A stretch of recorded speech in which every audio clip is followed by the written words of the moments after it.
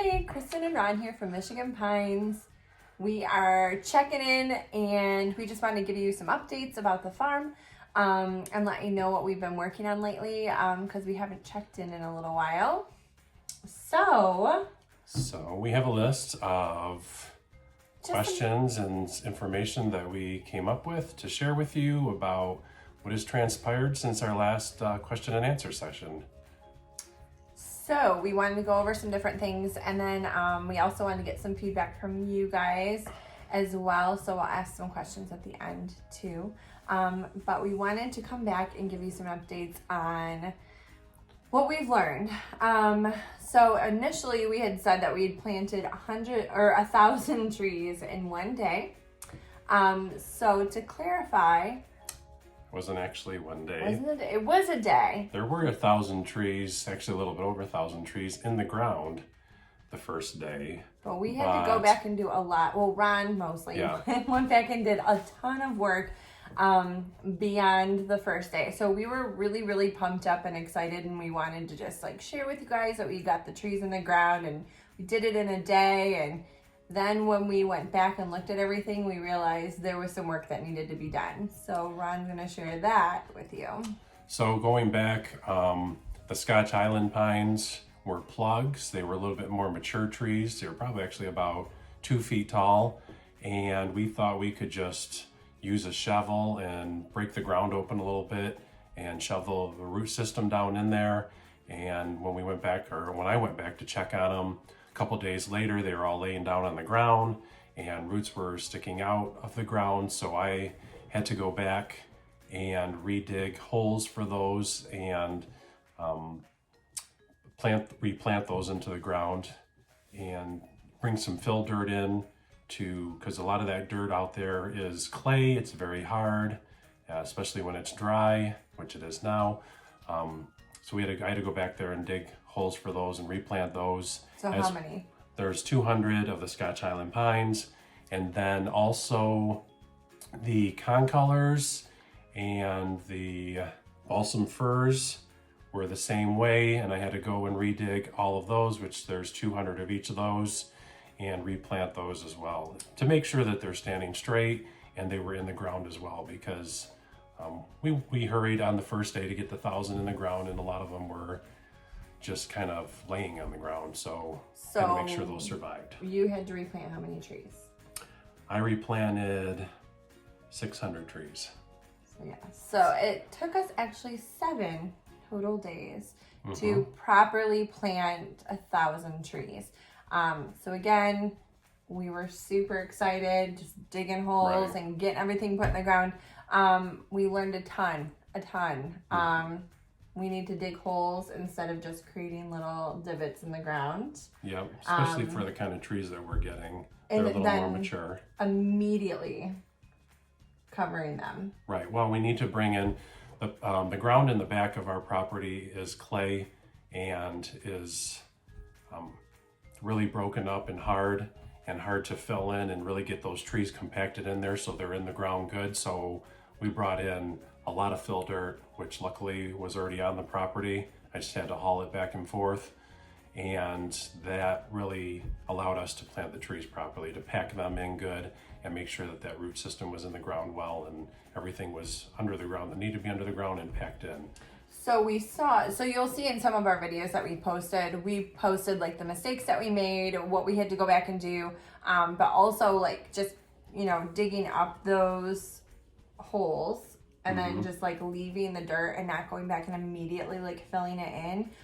There's just like giant clumps of dirt that we had to go back and we had to pick all those up and take them out. So the kids helped us haul those out with the 4-wheeler. There's a lot about Ron just having to replant some of them. And then also we had to, what did we have to do? Oh, we had to stake up the white pines. So we used bamboo, which actually was like a much cheaper way to do it. But we used like little bamboo stakes, and then we used some hemp, and then we tied up the white pines because a lot of them were kind of like falling over too. So tying up the white pines with bamboo, taking out all those giant, huge pieces of soil that we hadn't broken up initially. Yeah, clay. And then replanting. Yeah. So you'll see And those. to further clarify too, in the Fraser firs in the front, that property in the front has a lot of sand, and so those were planted well, and they were done Which actually. were the ones that I Yeah. got to take care of. They're done. a Ones lot that Kristen easier. and Chloe and Isabel were Yeah. done. So those turned out well with the sand, and actually everything is growing well, but we'll get to that in a little bit. So everything, I mean, honestly, it's so cool to see like the growth of the trees too. Like the white pines, and we have like some pictures of that in our videos as well. But just like the new buds on all of the trees are beautiful, and they're living and they're flourishing. They're looking so well. So out of around 1,020 trees, yeah, they gave us a little bit more. So 1,020. We have one that like officially is dead, but everything else is alive. and the story on the one dead is that when I was redoing the Scotch Highland pines, I actually found one that as we were planting, we were throwing them on the ground and just kind of going down the rows. One we just totally missed and left laying on the ground. So that one wasn't totally dead, but I planted it, and it is browned, but I haven't given up on it. So I'm hoping. I've given up on holding it, out but hope for Ron, that. it's still in the It's ground. still there. It's still brown. standing up, and Yeah. it's pretty browned, but we'll know. see. So I'm Yep. saying officially one loss so Yep. far. And then 4 have been weed whipped, a little hacked up, but they're still alive. So Right. we are still to the good, man. I think after, even with like having to go back and it taking like the 7 total days, I think the good part about like getting anxious and throwing them all on the ground is that nothing like sat out for days. They were all put in the ground right away. Yep. So they were able to, you know, get water. They weren't getting dried out, just being like left on land. So there was good about getting them in the ground initially right away, but also we want to just be forthright. Like if someone else is starting a Christmas tree farm, please don't feel like you're a failure if you can't plant 1,000 trees in a day, because it's not realistic. Right. And the other thing is too, is our trees have been in the ground for what now, 2 months almost? So almost 2 months. We're into right now in Michigan, a hot, dry spell. So we're keeping a close eye on the trees and just making sure that everything is good. The land that we planted in has been farmed probably for the last 150 years. So we believe that we have good soil to plant in, but we're still watching the trees to see if there's going to begin to be any dead loss. And Right. we'll keep an eye on that. And if we need to water, we're going to look into options for watering. But for right now, everything looks good. Yeah. Everything has good growth on it. And really surprised how much the white pines have grown. Yeah. And the white pines have shot up probably 6 inches since we planted them. And it's pretty amazing to see. So Yeah. It's weird that it's like this is our first time doing this, but we're so like excited about the trees, like checking on the growth and the weeds, and Ron's been doing a great job like mowing and weed whipping, and like with the dead one it was sad to see. So it's really interesting just like, you know, farming trees and watching them grow and just feeling like a sense of just accomplishment with them. So that's Sure. been cool. Yeah, and I think really cool. The rye out there grown up to probably about 3 feet tall, and I finally got my mower, and you've seen a video on that. And I went down the rows and cut those down, and then was able to weed whip around the trees. Got a little lazy around 4 of them, and the weed whipper grabbed them. They're not ripped out of the ground and not totally dead, and actually at least 2 of them look like they're beginning to thrive. But once everything was cut down around the trees, and just to see the trees and the growth and how alive they are, and it was just really encouraging. It's really cool. So it's been a great experience so far. Yeah, it's been fun. So our plan is we're moving forward, not going to do that many initially. So we're going to we're getting 500 trees Yep. this fall. And then we're going to just start doing 500 in the spring and 500 in the fall moving forward. So instead of Right. 1,000, that was just kind of daunting, especially like the work that we had to, the aftermath work that we had to do. So this fall, go ahead. But the nice part of it is with the pandemic, or whatever you want to refer to it as, I was off of work for 9 weeks, and it gave me a lot of time to work on the trees. So it really worked out well in this situation and gave me a lot of time to work on the trees. And I've been back to work now 3 weeks, but that really worked out good in this It did. situation. And so, I mean, but you're never going to really have that much no, time to, never again. So the So, 500 and 500, well, we hope never again. we feel is totally manageable. Exactly, right. So I think, so this fall we have already scheduled, we have 300 Douglas firs coming. Those were the ones that were missing. So the last like firs that we wanted, and I guess they were just on back order everywhere, we just couldn't get them, was the Douglas firs. So we have our Fraser firs, we have balsam firs, we have concolor firs. The Douglas fir was like the missing link. So we have 300 of those coming. We got their last 100 gallons, and then we're getting 200 quarts. And then we have 200 more Fraser fir quarts coming. Right. So that's kind of what we're looking at for the fall. And we're excited to just see what half of that amount is going to be like and what the quarts and the gallons are going to be like. I don't know. We're probably not ever going to get what was it The that plugs? the plugs were a little tough. Yeah. So, and they just had like long root systems, and it was hard to like, put the roots into the hole. It was just an awkward thing. Whereas the quarts and the gallons are already in like a little container, and a lot of them are like biodegradable containers that you can just plant right with the tree, and it makes it so much easier to do. The plugs are already like growing in the earth, and they harvest them and give them to you with this long system, and it's weird. So no go on the plugs for us. Yeah, I think I agree. Even though we're digging holes for each of the gallons and the quarts, we've just seen such good growth out of them, and just real happy with the supplier where we're getting the trees from. They've been great, and I feel like we're getting a great product. So we're getting it from Van's Nursery is our nursery, and they are in Michigan, so kind of near Holland, Michigan. If you're from Michigan, maybe you know. But they've been amazing to work with, and just really forthright and really, honest. They give us a ton of good information, super helpful. So, so that has been a great experience. And a great product, really good product. So I feel like we love good.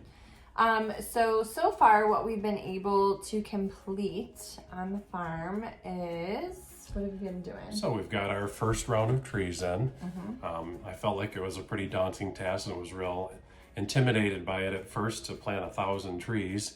But we were able to do it.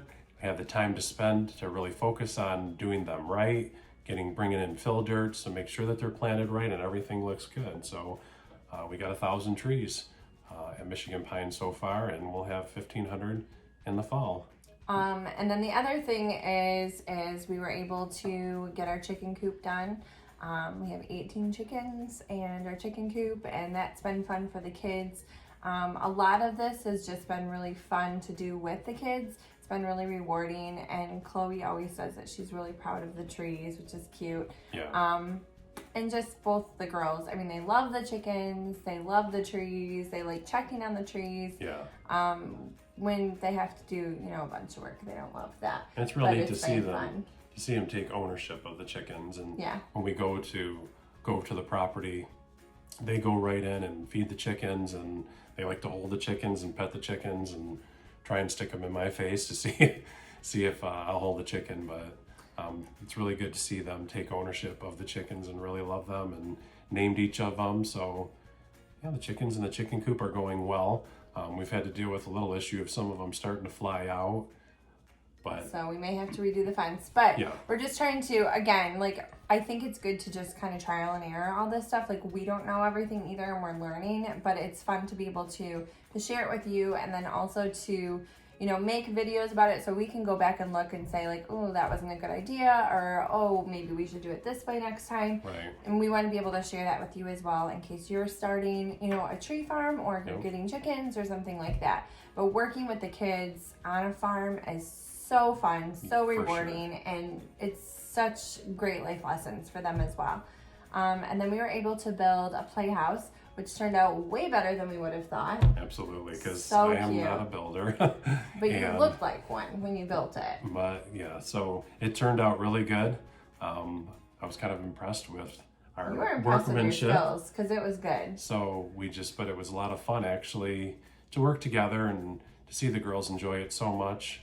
They So, love it. Yeah. Initially, they were like, I don't know if this is going to be cool. Right. They wanted like a 2-story playhouse Mhm. that they saw on YouTube, and they Yeah. thought it would be like the best. And we were like, nope, we're going to do Yeah. this A-frame one.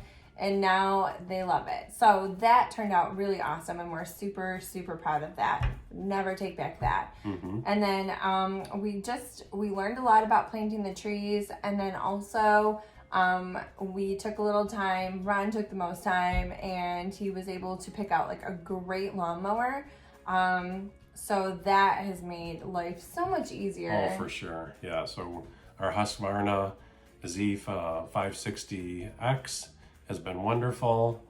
Still learning how to drive the zero turn and making sure I haven't hit anything. I haven't run over any trees. So far so good.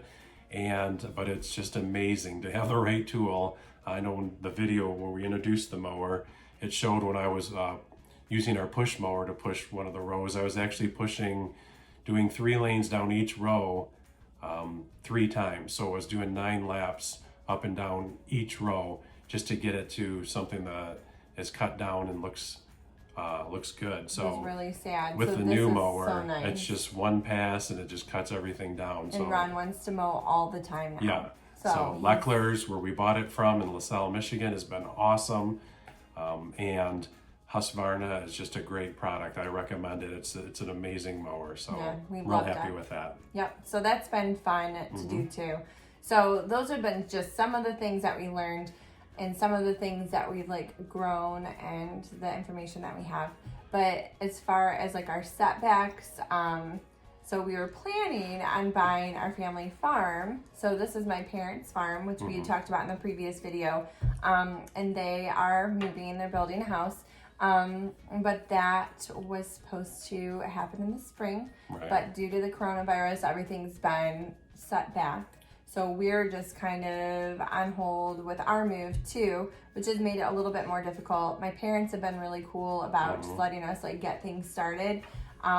So with the trees, like my dad was super helpful, my brother, sure. my mom, everybody was out there. They're helping us. They're so cool about like Yeah, letting they've us been great. get this started, For sure. which is great. It'd be so much easier if we were actually like living there at the moment. And we're not yet. We live literally like 3 minutes away, which makes it so really it's not easy. horrible. So that's been kind of a bummer. Right. But I think the proximity of our current home to my parents' home has just helped us stay on schedule as far as like what our plans were. So we're still looking forward to, moving probably in the winter, which wasn't our initial. So at this point, we're hoping that their property is ready for the basement to be dug. So we're hoping that this week or next week they start digging their basement and things get moving so that we can move, hopefully like in the fall, winter time frame. I know obviously things are pushed back, but we're hopeful and positive that this will take off and we'll be able to move this fall or Which winter. again, tomatoes. it's weird because it's so bittersweet. Like our current home is beautiful and we love it, but like we now have our sights set on like this next chapter, and now that the trees are in the ground and we have our chickens and the girls' playhouse and all of that fun stuff there, we've just been spending so much time there, just pouring into like our next chapter. We're ready to move on. Yep. But we still want to enjoy this time that we have here as well. So it's been an interesting process. I'm sure everybody's, encountered setbacks due to Right. the coronavirus anyways. This is just kind of like what our journey looks like. Right. But that's why we're not doing pre-cuts this winter. Right. Because we don't really know. I mean, we're probably going to be moving. We might be, Let's be real we might honest. be moving. Hopefully we'll be moving. Yeah, hopefully we won't be moving on Christmas, but we could be. Mm-hmm. So, I don't really know. So the plan is for sure, like we're getting the other 500 trees put in the ground in the fall, not doing pre-cuts until next year, just because there's just going to be a lot of like transitions for our family. The girls with school and Jacob and, just all of us. So we are excited though about next year. So we've done a lot of research. We're going to be visiting some like large farms that have pre-cuts available, just kind of making sure really that we have like the best quality just to provide for people locally here around Michigan Pines, where our current farm is going to be. And then next year the plan is to have pre-cuts available to get people, out to our farm to show you what we've been doing. We just, we want to be able to like start our Christmas tree farm, but our plan is and goal is to open for next year. Yeah, but we just don't want to do it while we're moving, so that's why it's not this year, really. So that's kind of what we've been up to. As far as answering any additional questions, what we have a question about is, do you have anything that you love, like a magical childhood memory of Christmas or holidays or any tradition that you'd love to see like brought back to life, something that you haven't seen in a while, maybe something from a Christmas tree farm or someplace else that you went for a Christmas holiday tradition. We want to make sure that we're like providing all of that for you, for your family, for your kids, for your friends. So if there's any ideas that you have for us, please let us know. We would love to hear from you. You can comment on this video, or you can email us. Our email is connected to our YouTube page, or you can send us a Facebook message or Instagram us. Anything really. So, yeah. Anything else? No, I think that's about it. I think that's it, yeah. It's been a lot, so yeah. Thanks for following along. It's been really fun to share this journey with everyone and just to talk to all of our friends and family about this too. So thank you. Thank you. Yeah. So subscribe and like our video and turn notifications on so that you can know when we have a new video out. And we're trying to do them every week. Right. It's just been kind of crazy with end of the school year and all of that stuff, but we are being back to work. Being back to work. Back to real life. That's kind of made things a little bit tough too. But yeah, we're gonna have at least one video every single week, just updating you on what's going on our farm and with the kids and with the animals and any other projects that we're working on. We want to be able to share those with you as well. Yep. So that's it. That's it. All right. Have Michigan a good day. Pines out. Yeah. See ya. Bye.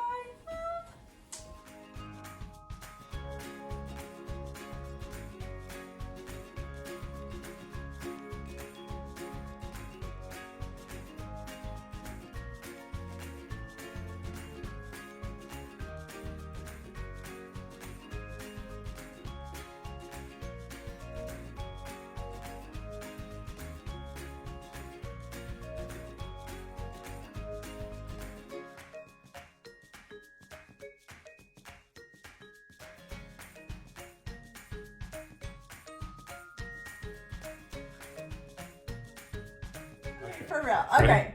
3, 2, 1. Hey, welcome. I can't even. I'm laughing at myself. I'm laughing at what I see in the camera. Okay. 3, 2, 1. I guess I haven't introduced. Okay. I'm gonna say, "Hey, Michigan Pines," and you say, "Kristen and Ron." All right. Let's try again. Hey. It's Ron and Kristen from Michigan Pines. I don't know what's wrong with me.